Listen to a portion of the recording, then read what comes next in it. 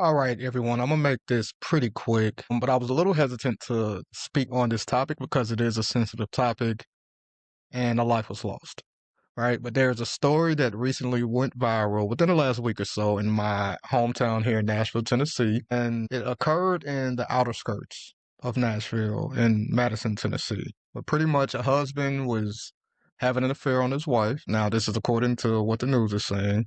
Husband was having an affair on his wife. The wife found out and she showed up to the mistress' house. She saw his car there and she knocked on the door and an argument occurred. And then the situation got physical.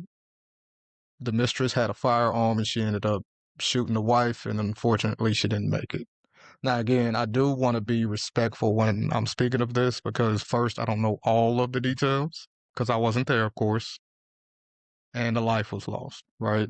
But I do think there are some lessons that we can learn from this situation. The first one, as anyone is out there cheating, and I'm not judging anyone, but you gotta be willing to face the consequences. And the husband, from my understanding, he was there, but he didn't want to face his wife, right? So he stayed in the back and allowed these women to get into a physical altercation, and one of them ended up losing their life. So I do feel like the husband was weak in this situation, and he should have either been honest, about the affair, or he should have went out to face the consequences.